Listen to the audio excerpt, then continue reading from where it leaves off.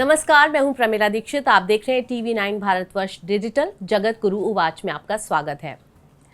आज हमारा जो विषय है आप सबके मन का विषय है। सारी युवा जनरेशन से लेकर बच्चे बूढ़े सबको भाता है, इश्क मोहब्बत और प्यार। लेकिन बात अब सिर्फ इश्क मोहब्बत और प्यार तक ही सीमित नहीं है। इश्क मोहब्बत और प्यार, फिर शादी, फिर विवाहितर प्यार, फिर वार तकरार, और अगर बात फिर भी नहीं बनी तो सीधे आर्य पार। इस तरह के मामले सामने आ रहे हैं। इस पर संत क्या कहते हैं? हमारे साथ स्वामी सतीशाचार्य जी महाराज हैं। बहुत बहुत स्वागत है आपका। बहुत आभार आपका, खूब आशीर्वाद। मैं अपनी इस धर्म यात्रा में इस व्यवस्था का माध्यम बन पाया, इसके लिए आपको धन्यवाद। भारत की धरती तो कहते हैं प्रेम की धरती है, और लेकिन प्रेम का अब जो रूप निकलकर सामने आ रहा है, और आए दिन आप देखते हैं जिस तरह की खबरें हैं कि अगर पसंद नहीं आया तो ये भी नहीं कि छोड़ दिया जाए और उसके बाद सीधे आर पार की बात होती है। ऐसे कितने केस आए हैं पूरे देश से। आपकी नज़र में प्यार की परिभाषा क्या है, और फिर ये जो हो रहा है उसको आप किस संज्ञा में रखेंगे? नहीं, देखिए, हर व्यक्ति का नज़रिया है, क्योंकि परमात्मा ने सबको आंखें अलग दी हैं, दिमाग भी अलग अलग दे दिया, सारे ऑर्नामेंट सब सजा के भेजा है, सब पूरा फुल श्रृंगार करके अलग अलग भेजा है। सबका नाक मुंह हाथ पैर बाल गाल सब अलग अलग दे दिए। उसका लाभ और हानि दोनों ही होता है। समाज, संसार अथवा जगत, ये जब तक धर्म पोषित हैं, धर्म से पोषित और पल्लवित हैं, धर्म से पालित हैं, तब तक अनुकूल हैं। क्योंकि विवेक जो है ना, उसमें सकारात्मक विवेक, अच्छा वाला विवेक। अब तो क्या पूरा विश्व मानने लगा है कि पॉजिटिव और निगेटिव सब चीजें में होता है। सकारात्मक विचार और विवेक तब बढ़ता है जब आप संतों की सन्निधि में रहते हैं, आप धर्म की सन्निधि में रहते हैं। क्योंकि धर्म आपको तमाम तरीके से सिखाता है, एक तरीके से नहीं, तमाम तरीके से सिखाता है। धर्म आपको कथाओं के माध्यम से, भजन के माध्यम से, सत्संग के माध्यम से और आपके आचरणों के आधार पर आपको सिखाता है। आप जो सीखते हो उसी का आप अनुकरण करते हो और वैसे आप व्यवहार करते हो। आज क्या हो रहा है? आज सारा का सारा सत्संग, आज सारी की सारी महाभारत, आज सारा का सारा व्याख्यान रील्स पे हो रहा है। तुम देखो, हम देखें और देखते ही रहें, लगातार देखते रहें, बार बार देखते रहें, इतना देखते रहें कि या तो मोबाइल की बैटरी खत्म हो जाए या तो आंखों की रोशनी खत्म हो जाए, तब तक देखते रहें। और आंखों की रोशनी खत्म भी हो जाए तो संकट नहीं है, दूसरी आंख लगाकर देखा जाए, पर देखते ही रहा जाए। तो वो पुरानी फिल्म में था ना, तू बैठ मेरे पास तुझे देखता रहूं, न तू कुछ कहे और न मैं कुछ कहूं। इसमें उल्टा है, तू कहे और मैं देखता रहूं। तो वो जो आप ग्रहण कर रहे हैं, इनहेल कर रहे हैं, जो भी मटेरियल आप इनहेल करते हो उसका आपके ऊपर प्रभाव आता है, आपके व्यक्तित्व पे उसका प्रभाव आता है। आपने कोई रोने वाली चीज देखी तो क्या होगा? रोना आएगा, तकलीफ होगी। नहीं आंसू आए पर अंदर तकलीफ तो हो जाती है। अच्छा एक्टर हो तो आंसू निकाल भी देता है। कोई रोष वाली बात आए, क्रोध वाली बात आए, कोई देशभक्ति पर बातचीत आ जाए तो गर्म भी हो जाते हैं हम सब। जैसी चीज देखें, कामातुर होने वाली चीजें भी देखें तो कामातुर भी हो जाते हैं। कुछ ही देखो, हंसने की चीज देखो तो हंसी भी आ जाती, निकल जाती है। जो देखते हैं उसका अगर इतना इम्पैक्ट तत्काल पड़ता है तो वो बार बार देखने पे कितना प्रभाव पड़ता होगा आपके विचारों पे, आपके स्वभाव में, आपके नेचर में उसका इम्पैक्ट आता है। क्योंकि कंस्ट्रक्शन है ना, इसी से कंस्ट्रक्शन होता है। जो देखोगे, जो सुनोगे, जो खाओगे, जो पियोगे, कंस्ट्रक्शन इसी से तो होता है। आप खाते समय भी उसी को देख रहे हो, सोते समय भी लेटे लेटे आप वही देख रहे हो, रास्ते चलते चलते उसी को देख रहे हो। एक बार मैंने सड़क पर देखा, कोई उसमें देखते देखते देखते जा रहा था, किसी से लड़ गया। फिर मैंने एक रील में ही देखा, वो रील ही रील बना रही थी कि कोई देखते देखते देखते नाले में घुस गया। रील में ही रील की कहानी है। तो वो इतना बड़ा व्यापक संसार हो गया है जिसमें हम सिर्फ और सिर्फ गलत चीजों को, नकारात्मक मटेरियल को इनहेल कर रहे हैं। उसका अरेंजमेंट है, उसका प्रभाव है। बोया पेड़ बबूल का तो आम कहां से होगा? जो बोया जा रहा है उसका प्रतिफल दिख रहा है। आप, मुझे अक्सर लोग पूछते हैं रील देखने में दोष क्या है? कोई दोष नहीं है। कम कपड़े पहनने में दोष क्या है? कोई दोष नहीं है। पश्चिमी सभ्यता को अपनाने में क्या दोष है? कोई दोष नहीं है। तो दोष कहां है? दोष इनके प्रभाव में है। इनके प्रभाव में दोष है। क्या दोष है? पश्चिम में जो हो रहा था आपने करना शुरू किया, तो पश्चिम में जो हो रहा है उसे स्वीकार भी कर लीजिए। वहां अगर सास दामाद के साथ भाग जाए तो कोई अति संयोक्ति नहीं होती, आप स्वीकार कर लीजिए। वहां ये हो रहा है। वहां अगर बुआ भतीजे के साथ चली जाए तो अति संयोक्ति नहीं होती, वहां सामान्य बात है। जो कुछ यहां आपको, किसी की प्रेमिका, किसी की पत्नी किसी को मार दे, कोई अति संयोक्ति वहां नहीं है पश्चिम में। स्वीकार करिए। आपने जो चाहा है, जो इनहेल किया है, जिसको स्वीकार करते जा रहे हैं, जिसको सोचकर आप अभिमानी होते जा रहे हैं, उसके लक्षणों को भी स्वीकार कीजिए, गुणधर्म को भी स्वीकार कीजिए। आप जो भी खा रहे हैं उसको, चाहे मुंह से खा रहे हैं, चाहे कान से खा रहे हैं, चाहे आंखों से खा रहे हैं, और चाहे रोम छिद्रों से खा रहे हैं। बाहर का मौसम खराब हो जाए, बाहर प्रदूषण हो जाए, तो आप रोम छिद्रों से भी खाते ही ना, तभी उसका इंपैक्ट आता है। जिस भी इंद्री से खा रहे हैं उसका प्रभाव पड़ेगा पड़ेगा पड़ेगा पड़ेगा। उसी बात की चिंता है, बाकी कोई चिंता किसी भी बात की नहीं। क्यों? क्योंकि वेद कहता है अवश्यमेव भोक्तव्यम कृतकर्म शुभाशुभम। जो करोगे उसका फल भोगना ही पड़ेगा पड़ेगा पड़ेगा। इतना ही संकट है। पर हमारे साथ ये युवा साथी हैं, हमारे भी विद्यार्थी हैं सब, जो आपने कहा है उसको सुन के काफ़ी भयभीत ना हो जाए, प्रेम को ये माने, इसके लिए सवाल इनके ले लेते हैं। प्रेम के विषय में जो भी आप पूछना चाहते हैं, या आप जो भी आपका सवाल है।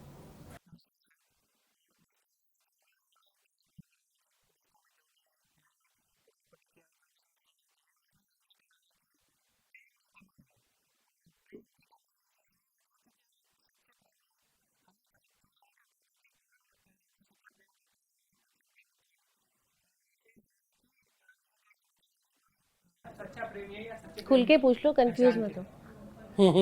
खुल के पूछ लो। बेसिकली क्वेश्चन ये है कि एक सच्चा प्रेमी की पहचान क्या है? अच्छा, ठीक है। सच्चा और झूठा कुछ होता ही नहीं है। सच्चा झूठा क्या होता है? कि क्या सच है और क्या झूठ है। अभी दिन है कि रात? जवाब दो, दिन है कि रात? अमेरिका में तो रात है। सच और झूठ क्या होता है? जो तुम्हें पता है, जो तुम्हें मालूम है, वही सत्य है केवल तुम्हारे लिए। जो तुम नहीं जानते वो तुम्हारे लिए सत्य नहीं है। जितना तुमने जाना है उतना ही सत्य है तुम्हारे लिए। भगवान का नाम सत्य है, सत्य वत्य कुछ नहीं होता। सच्चा और झूठा प्रेमी नहीं होता, प्रेम करने वाला सच्चा झूठा होता है। सामने वाला सच्चा झूठा थोड़ी होता है। प्रेम है क्या, आप उसको नहीं समझते, इसलिए सच्चाई और झूठाई में लगे पड़े। प्रेम कभी आप विचार करके करते हैं क्या? प्रेम कोई व्यापार है क्या? दुकान देख कर लेंगे, सामान छांट कर लाएंगे, व्यवस्थित करके पैकेजिंग में बेचेंगे। ये कोई प्रणाली नहीं है, ये तुम्हारे हाथों का काम नहीं है, ये दिल का काम है। और दिल तो बच्चा है जी, सुना है ना गाना, दिल तो बच्चा है।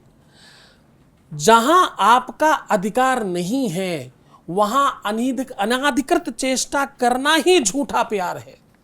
अनाधिकृत चेष्टा है। इसी से प्यार होना चाहिए। प्यार करने के लिए तो ये ऐसी आंखें, ऐसा लिप्स, ऐसे बाल, ये हाइट, ये पर्सनालिटी, ये एजुकेशन, ये औकात और ये व्यवस्था, ऐसा तो रोबोट बन सकता है। सच्चाई में कैसे ऐसा होगा? तो प्यार न सच्चा होता है, न प्यार झूठा होता है। कभी भगवान गलत नहीं होता, सदैव भक्त गलत होता है, प्यार करने वाला गलत होता है। तुम झूठे इसलिए तुम्हें झूठा दिख रहा है। लाल चश्मा लगाया लाल दिख रहा है, काला चश्मा लगाया काला दिख रहा है। सामने वाला जैसा था वैसा ही है, तुमने उसको वैसा ही देखकर प्यार किया था। झूठा सच्चा क्या होता है? काला, नीला, पीला, बैंगनी, बसंती, छोटा, मोटा, पतला, लंबा, चौड़ा, जो जैसा था वैसा ही है भैया। तुम्हारी आंखें पथरा गई हैं, तुम्हारा नजरिया बदल गया है। तुमने स्वाद की तरह, कल जलेबी पे प्रेम था, आज इमरती पे प्रेम है, कल रबड़ी पे प्रेम था, आज आपको रसगुल्ले पे प्रेम है। ये उस रील का प्रभाव है। रील लाइफ और रियल लाइफ में बड़ा डिफरेंस है। उस डिफरेंस को समझना ही सच्चा प्यार है। तो गुरुजी, बात ये जो आप बोल रहे हैं ब्रेड रसगुल्ले से काफ़ी आगे बढ़ गई है। ये यंग जनरेशन आजकल अलग अलग टर्म यूज़ करती है, जिसमें आपकी सिचुएशनशिप भी है, उसमें नैनोशिप है, डिल्यूशनशिप है, फ्लर्ट्रेशन। आप लोग बेहतर बता पाएंगे क्या क्या होता है किसी को पता क्या क्या है? आजकल का समाज बदलता हुआ समाज है, जिसमें प्रेम कम और शिप्स ज़्यादा हैं। सिचुएशनशिप, नैनोशिप, डिल्यूजनशिप और रिलेशनशिप तो हम सभी ने सुन रखा है। तो मेरा सवाल स्वामी जी आपसे ये है कि आज के समाज में हम ये देखते हैं कि 18-18 साल पुराने विवाह, 10-10 साल पुराने विवाह चुटकियों में समाप्त हो जाते हैं।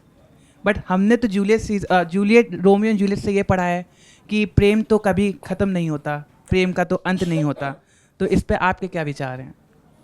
हमारा विचार ये है कि तुमने पढ़ा ही गलत है। रोमियो और जूलियट जैसा कुछ होता ही नहीं है। आपने वो मतलब अद्भुत चीज पढ़ी है जो होती ही नहीं है। आपने गलत चीज पढ़ रखी है। हमने राधा कृष्ण पढ़े हैं, हमने सीताराम पढ़े हैं, जो जन्म जन्मांतर तक एक रहते। वो टूटता कुछ नहीं है बेटा। प्यार की रेशमी डोर वो क्या है, कटता नहीं दांत वात से, वो कुछ टूटता नहीं है। वो 17 साल 18 साल का ब्याह नहीं था, अनुबंध था जो टूट गया। व्यापार छूटता है। प्रेम में न कुछ पाया जाता है, न कुछ दिया जाता है और न कुछ लिया जाता है। प्यार प्यार है, व्यापार है ही नहीं। वो जो छूट रहा है उसके पीछे भी वो रियल लाइफ है।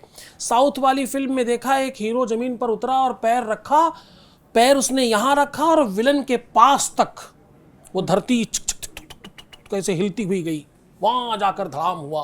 वो पैर था कि मतलब विस्फोटक बम था। तो ये क्या हो सकता है? ये है क्या? ये रियल लाइफ है। रियल लाइफ नहीं, ऐसा नहीं हो सकता। तो जब आप रियलिस्टिक दुनिया से भागने लगते हैं तो वो 17 साल हो गए हो चाहे 50 साल हो गए हो, आप रियलिटी में आपके शरीर का एक बॉडी ऑर्डर है। रियलिटी में आपकी स्किन का अपना एक निजी कलर है। रियलिटी में आपकी बॉडी का एक शेप है। रियलिटी में आपके हेयर का एक ग्रोथ की नितांत व्यवस्था है। रियलिटी में जो जैसा है वैसा ही है। रियल लाइफ में वैसा कुछ भी नहीं है। वहाँ सब परिवर्तनीय है, सब माया है, सब भ्रम है, सब कन्फ्यूजन है। उस कन्फ्यूजन जगत में जो चला गया वो कभी भी सब समाप्त कर लेगा। माया क्या है? माया ठग है, आपको ठग लेती है, आपको भ्रमित कंफ्यूज कर देती है, आपको समाप्त कर देती है। रिश्ता कैसे समाप्त हो सकता है? रिलेशन कैसे समाप्त हो सकता है? आपका भगवान से रिश्ता खत्म हो पाया आज तक? तुम्हारे बाबा जी का भी था, तुम्हें पता नहीं होगा। तुम्हारे बाप के बाप के बाप के बाप के बाप के बाप का भी रिश्ता था, पता नहीं है, खत्म नहीं हुआ आज तक। क्या गजब रिश्ता है। और वन वे ट्रैफिक है, वो ऐसे ही है। ना आज तक कुछ बोला, ना आज तक कुछ कहा। तुमने जो दिया वो वहीं रखा रहा। अच्छा ले गए तो भी उधर ही पड़ा है, बुरा ले गए तो भी उधर ही पड़ा है। खुद ले जाओ, खुद भोग लगाओ, खुद उठा के खा लो, खुद ही सोच लो, खुद ही विचार कर लो। 100% वन वे ट्रैफिक है। उसके बावजूद उसको हम टू वे समझते हैं। खाया होगा, मैंने भोग लगाया, उन्होंने पाया होगा, उन्हीं का तो प्रसाद है जो हमने लिया है। प्रेम इसका नाम है। प्रेम इस व्यवस्था का नाम है, कभी समाप्त नहीं होगा। प्रेम को जब तुमने लव कहा तो खत्म हुआ। लव और प्रेम दोनों में बहुत अंतर है। प्रेम भक्ति का दूसरा नाम है, लव अफेक्शन का दूसरा नाम है। आकर्षण तो कभी भी खत्म हो सकता है। कोई चीज बड़ी सुंदर लग रही है, अभी आपने रोटी बनाई, बिल्कुल गर्मा गर्म फूल कर तैयार है, थोड़ी देर बाद और थोड़ी देर बाद और थोड़ी देर बाद सुबह तक ठंडी बेकार बासी हो गई, और रुकोगे तो सड़ जाएगी। जो बहुत आकर्षित करता है वो समाप्त हो सकता है। प्रेम शाश्वत है, खत्म नहीं होता, बढ़ता है रोज का रोज, और बढ़ता है और बढ़ता है। इसका थाह क्या है? बोले कोई थाह नहीं है, कोई इसका मापदंड नहीं है, कभी समाप्त नहीं हो सकता। केवल फिक्शन, केवल आकर्षण, केवल आपका भ्रम, केवल आपका कंफ्यूजन समाप्त हो सकता है। वो चाहे 18 साल में समाप्त हो और चाहे 20 साल में समाप्त हो। दोनों में से कोई एक आदमी को चेक करके देखिएगा नज़दीक से, उसके जीवन में रियल लाइफ ने प्रवेश कर लिया होगा, अन्यथा खत्म नहीं होगा। हमारे यहाँ तो भला है बुरा है जैसा भी है, मेरा पति मेरा देवता है, अच्छी है बुरी है जैसी भी है, मेरी पत्नी मेरी महालक्ष्मी है। तो यहाँ तो दोनों तरफ से आग बराबर लगी पड़ी है। एक लड़की ने दूसरी लड़की से पूछा, प्यार क्या है, प्रेम को कहते क्या है? और ये कैसा प्रेम है भाई जो तुम मुहावरे बोलती हो कि समा और परवाना प्रेम का सबसे बड़ा उदाहरण है। समा परवाना समझते हो तुम लोग? अच्छा, दिया और उसमें जल जाने वाला एक पतंगा, उसको समा परवाना कहते हैं। बोले ये कैसा प्यार है? दिए के पास जाकर के वो पतंगा, वो जीव बेचारा जाकर जलकर रख राख हो जाता, मर जाता है, अपने प्राण दे देता है। ये कैसा प्यार है? इसको प्यार कहती हो? कोई किसी को जला रहा है, मार रहा है, ये कैसा प्यार है? बोले यही प्यार है, दोनों तरफ प्यार है। बोले नहीं, ये तो एक तरफा है, केवल पतंगा कर रहा है। दिया क्या प्यार कर रहा है? एक जल रहा है, एक जला रहा है। बोले नहीं सखी, पतंग जलता है लेकिन सखी पतंगा जलता है, माना मैंने। सखी पतंग जलता है लेकिन संग संग दीपक जलता है, और दोनों ओर प्रेम पलता है। दोनों जल रहे, एक थोड़ी कोई जल रहा है, दोनों ही जल रहे हैं। वो अपने में समाने की कोशिश करते हैं एक दूसरे को, दोनों जलाकर अपने को राख कर रहे हैं। पतंगा अपना जीवन जला रहा है, बत्ती अपने जीवन रूपी, दीपक अपने जीवन रूपी बत्ती को जला रहा है। दोनों तरफ आग लगी पड़ी है, वो कभी समाप्त नहीं होगा, सदैव जलता रहेगा। ये तो नए ज़माने के टर्म्स हो गई कि घोस्ट शिप और ये सब, इसके लिए आपने बताया कि क्योंकि वो सही दिशा में नहीं जा रहे हैं। लेकिन गुरुजी अब हम ये देखते हैं, पहले तो जहाँ सिर्फ समस्या ये थी कि प्रेम विवाह और विजातीय विवाह या अरेंज मैरिज की दिक्कत, अब एक नई टर्म चली, लॉन्ग डिस्टेंस मैरिजेस होती हैं, जिसमें पति पत्नी इस तरह की व्यवस्था कर लेते हैं जो अपनी अपनी नौकरी के हिसाब से, कोई एक शहर बसा है, कोई दूसरे शहर बसा है, और उसी व्यवस्था में वो आगे जीवन काटते हैं। ये एक जो बड़ा परिवर्तन आ रहा है, लॉन्ग डिस्टेंस मैरिजेस हो रही हैं, उसके लिए क्या कहेंगे? देखिए, प्रेम जो है ना, प्रेम सदैव फील करने की वस्तु है। प्रेम परंपरा है फीलिंग की, प्रेम पाने की परंपरा है ही नहीं। ये वो व्यवस्था है जिसमें आप सानंदित होते हो, आप अपने मर्जी के मालिक होते हो, आप उस संसार में भ्रमण कर रहे हो जिस संसार में सब आपका रचा हुआ, सब आपका बनाया हुआ है। लॉन्ग डिस्टेंस रिलेशंस में सबसे ज़्यादा अच्छी चीज़ ही यही है कि वो दूर दूर हैं एक दूसरे से।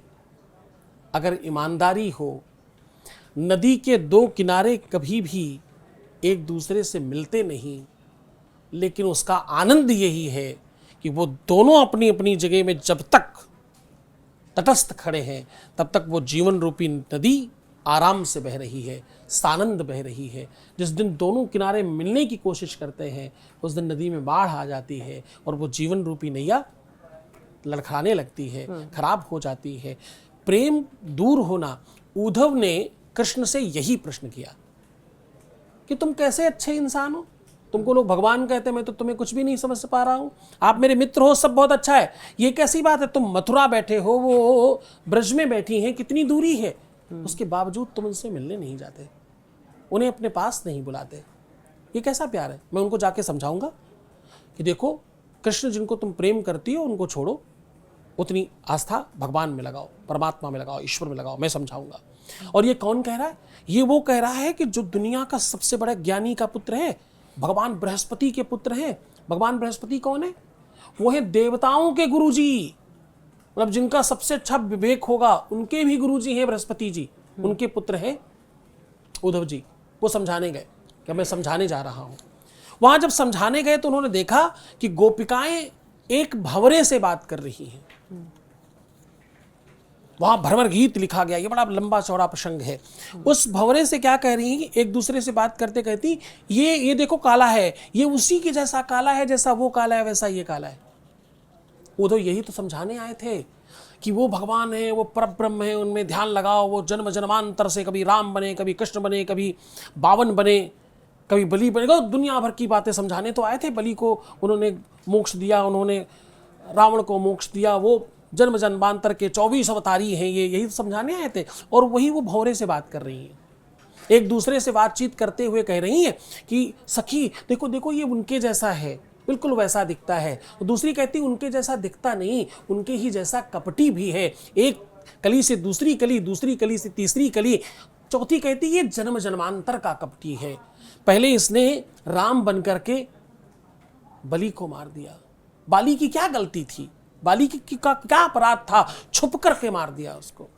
दूसरी कहती नहीं नहीं इतना ही नहीं, एक राजा बलि थे, उनको तो पूरा 3 पग धरती नापने में उनको भी नाप लिया, ये उनको भी छल कर आया है। अब उद्धव ये विचार कर रहे हैं कि मैं जिसको समझाने आया था कि भगवान तो सब जानती है, फिर भी प्रेम कर रही, अब मैं क्या समझाऊं, अब मेरे पास क्या बचा बताने को।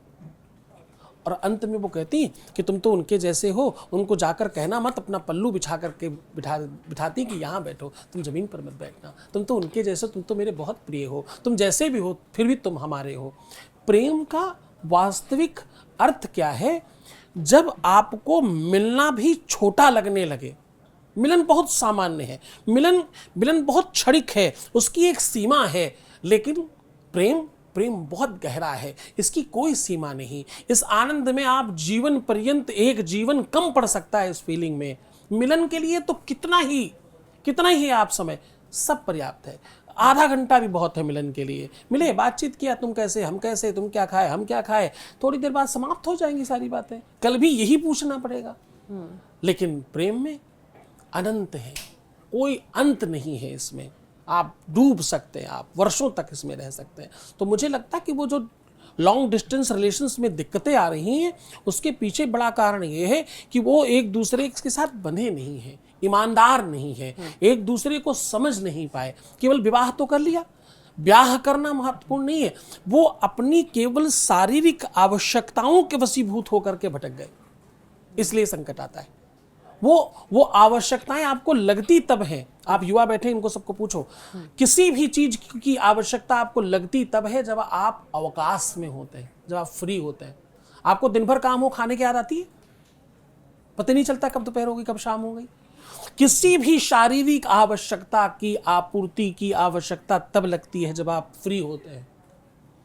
हर फ्री आदमी के पास संकट है, जो व्यस्त है किसी के ख्यालों में ही सही, उसके पास कोई संकट नहीं। विवाहेतर संबंधों में क्या कहेंगे? क्योंकि उसमें अब आपने कहा व्यस्त है, तो पत्नी व्यस्त है लेकिन पति खाली है, तो ऐसे कई बार ऐसे होता है कि बच्चों में लग गए या ऐसा है। विवाहेतर संबंधों के बारे में आपका क्या है, क्या ये सही है, गलत है? और नहीं, ब्याह के बाद मुझे लगता है कि जो अभी की परंपरा आई एकाकी जीवन की, personal space, personal message, personal mobile, personal passcode, ये जितना पर्सनल है, बस यही दुनिया का सबसे बड़ा संकट है। खुली किताब आनंद है और पर्सनलाइज्ड चीजें संकट है, दिक्कत है, इसी में सारी तकलीफ है। वो विवाहोत्तर हो यानी विवाह के बाद अथवा पूर्व, पहले अथवा बाद में, दोनों तरफ संकट सिर्फ पर्सनल में है। पर्सनल क्या होता है? क्या छुपाना क्या है? क्या चीज है जो छुपाई जा रही है? जो छुपाई जा रही है वो कहीं ना कहीं गलत है, या आपको भी पता, तभी तो आप छुपा रहे हो। आप क्यों छुपाओगे, मेरा मुझे बताइए। अगर आपको ये नहीं लगता कि कुछ गलत है तो आप कैसे छुपाएंगे और क्यों छुपाएंगे? जो छुपाया जा रहा है इसका मतलब दिखाने योग्य नहीं है, तभी छुपाया जा रहा है। या तो उसमें मर्यादा है और या तो उसमें पर्सनलाइज्ड रिलेशनशिप व्यवस्था है। मर्यादा है, आप जीवंत हैं, और अगर उसमें चोरी है तो रिश्तों में चोरी है तो तकलीफ आएगी ना। चोरी किस बात की? रिश्तों में चोरी कैसे करेंगे? अगर दो जिस्म एक जान है तो चोरी कैसी? आपने अपने बाएं हाथ से दाहिने हाथ से चुराया है क्या कुछ? दाहिने हाथ से बाएं हाथ से छुपा के कोई चीज चुरा सकते हो क्या? उसको पता है सब कुछ भी चुरा लो इस तरह से। आप दाएं हाथ से उठाओ चाहे बाएं हाथ से उठाओ, दोनों एक ही बात है, सब मुंह में ही जाना है। जो आप उठा के खाएंगे, चाहे राइट से खाएं चाहे लेफ्ट से खाएं, खाएंगे आप मुंह से ही। तो चोरी रिश्तों में कहीं ना कहीं आपको कमजोर करती है और रिश्तों को समाप्त कर देती है।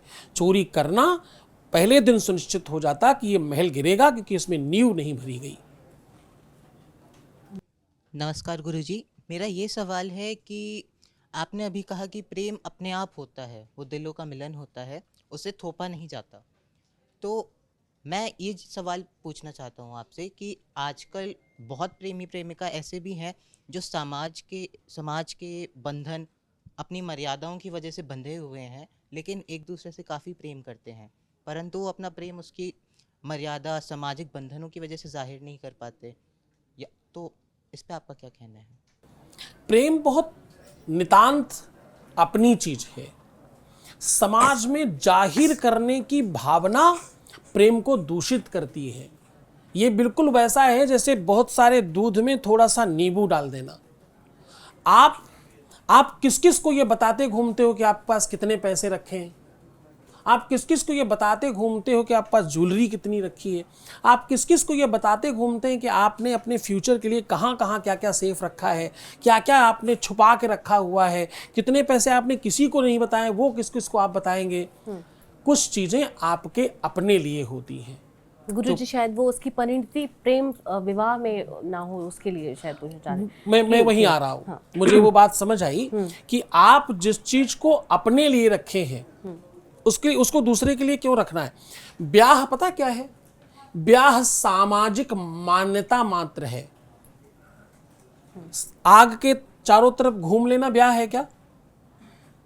अगर ऐसा होता तो वो कबूल है वाला शादी कैसे हो रहा होता, और मोमबत्ती वाले शादी कैसे करते बेचारे? तो ब्याह करने की पद्धतियां बहुत अलग अलग हैं, पर प्रेम करने की पद्धति अलग नहीं है, एकदम सिमिलर है, एक ही है। जो चीज तुम सामाजिक करना चाहते हो बस वही तकलीफ है, उसी बात में उतने भर में तकलीफ है। हमने तुम्हें मान लिया है, तुमने हमें मान लिया है, इसके बाद क्या आवश्यकता है? दुनिया में दर्द ही सिर्फ इतना है कि मुझे सबको बताना है, मुझे सबको जताना है, मुझे स्टेटस सिंबल बनाना है, मुझे दुनिया को बता देना है। इस बार दुनिया को बताना, दुनिया कौन है? आप ही दुनिया हो। यहां तक कि आप अपने पार्टनर को भी अपना प्यार जब बताते हैं, इजहार करते हैं, दिखाना चाहते हैं, उसकी संख्या उसकी मात्रा बताना चाहते हैं, फिर भी आप दोषी हो जाते हैं, आप वहां मुजरिम हो जाते हैं। हमारे यहाँ पुजारी भगवान के सामने गया और भगवान से कह रहा है, क्योंकि हम लोग तो भगवान को ही प्यार करते हैं, वही वाली बात आपको बता सकते हैं, क्योंकि प्यार की परिभाषा वहीं से शुरू होती। एक पुजारी भगवान के पास गया और चीख कर बोला कि मैं बहुत परेशान तो हूं, बहुत दुखी हूं, लेकिन ध्यान रहे मुझे कुछ देना मत। भगवान को बड़ा आश्चर्य लगा, ये क्या है? ये तो गजब प्रेमी मिला है। उसने कहा, सुनो, मैं हो सकता है मजबूर होकर तुमसे कुछ मांग बैठूं, पर मुझे देना मत कुछ, किसी भी सूरत में मुझे कुछ मत दे देना। अगर दे दिया तो गलत हो जाएगा ये।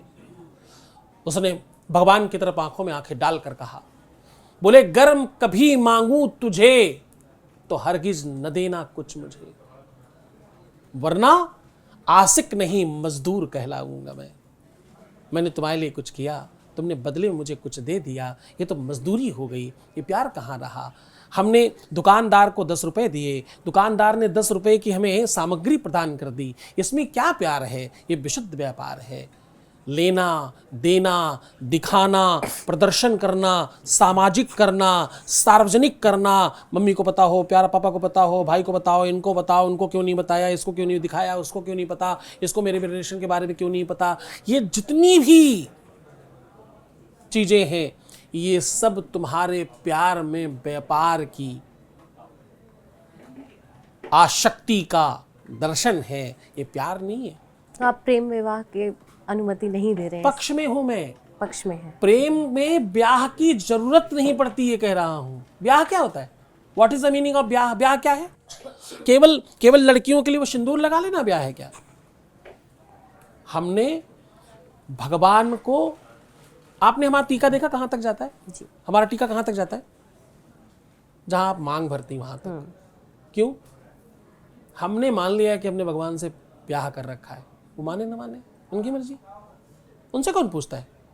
और क्यों पूछना है? उनसे चाहिए क्या ऐसा जो उनसे पूछे? इसका सर्टिफिकेट चाहिए क्या? आपने एक फिल्म में देखा होगा, हमारे शिष्य भी हैं आमिर खान जी, कि वो किसी और के लिए पढ़ते हैं, सर्टिफिकेट उसको दे देते हैं और उनके पास केवल शिक्षा बचती है। तो सर्टिफिकेट ज्यादा महत्वपूर्ण था या शिक्षा?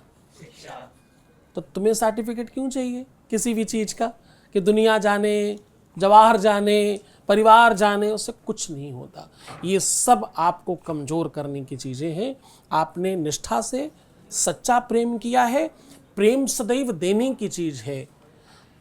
प्रेम में मैं चाहता हूं कि मेरा प्रेमी दुनिया का सबसे ताकतवर हो, वो चाहते हैं कि मैं ऐसा हूं। दोनों अपना अपना धर्म निभा रहे हैं।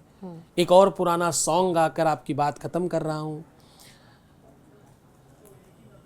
आंखों के पानी को अंजुरी में भरकर सौगंध ले लेंगे हम, दोनों निभाएं अपनी कसम। वो एक सॉन्ग था ना पुरानी पिक्चर में, आओ निभाएं अपना धर्म, अपना अपना धर्म निभाएंगे।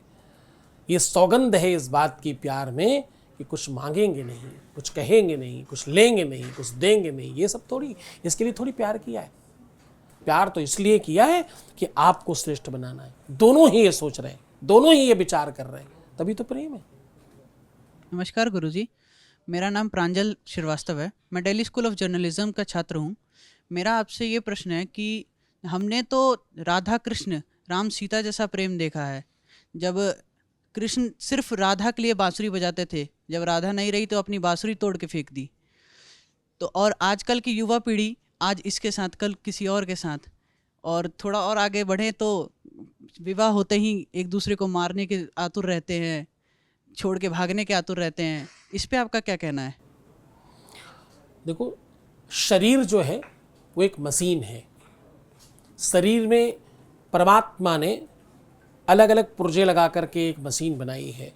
उसमें हाथ लगाए, इसमें पैर लगाए, इसमें आँख लगाई, इसमें हार्ट लगाया, धमनियाँ लगाई, अलग अलग चीज़ों को जोड़कर एक मशीन तैयार करी जिसका नाम मनुष्य है। मनुष्य इसलिए हमारा नाम है क्योंकि हम मन के अधीनस्थ हैं। पुराने लोग कहा करते थे, आँखें देखे चेतना, मुख देखे व्यवहार। तो सामान्य लोग कहते हैं इसका व्यापक रूप क्या है, थोड़ा और विस्तार से बताइए। तो बोले, मनसो और महीप नहीं, द्रगसो नहीं दीवान, द्रग दीवान जहां उबरे मनता ही हाथ भी कान।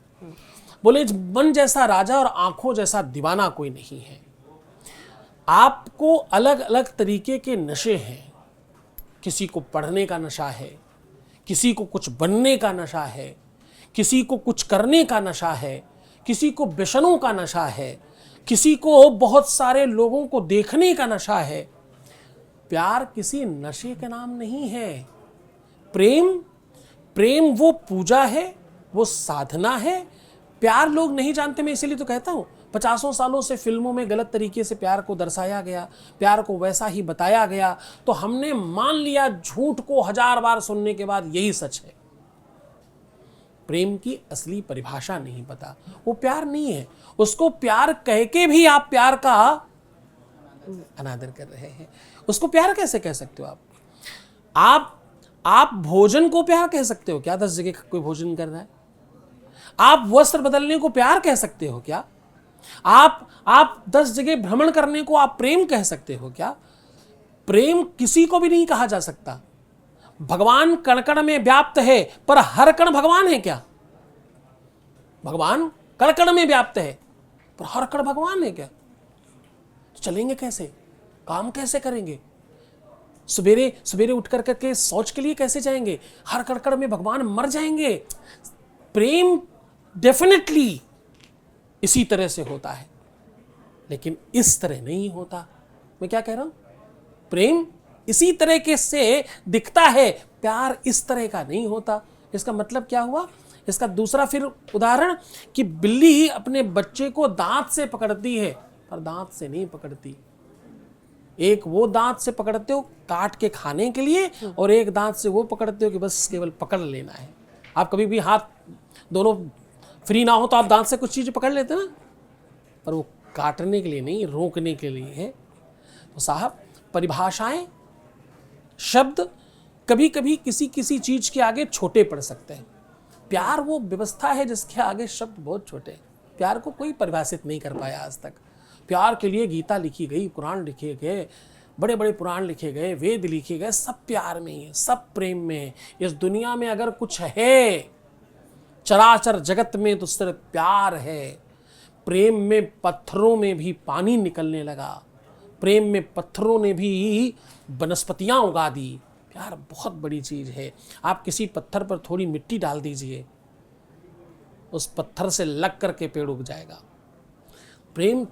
प्रेम वो संसर्ग है, वो अरेंजमेंट है जिसमें भगवान बसता है। तो उसको गलत चीज़ों के साथ जोड़कर उसकी तो बुराई और अनादर ना करें, क्योंकि वो प्यार थोड़ी, वो तो एक बुखार है, वो तो एक खुमार है, वो तो उसका नशा है, उस आदमी की अज्ञानता है, उस व्यक्ति की, उस पुरुष की, उस स्त्री की अज्ञानता है, नॉलेज की कमी है। ठीक है, हर व्यक्ति जीवित है पर वो मृत के समान है। हर व्यक्ति घूम रहा है पर सब मनुष्य ही है क्या? हमारे यहाँ वेदों में कहा गया मनुष्य रूपेण मृगाश्चरन्ति। कुछ लोग मनुष्य के भेष में पशु पक्षियों की तरह घूम रहे हैं। पशु पक्षियों में और मनुष्य में कोई लंबा अंतर थोड़ी है। यही तो अंतर है कि वो समझते हैं, वो नहीं समझते।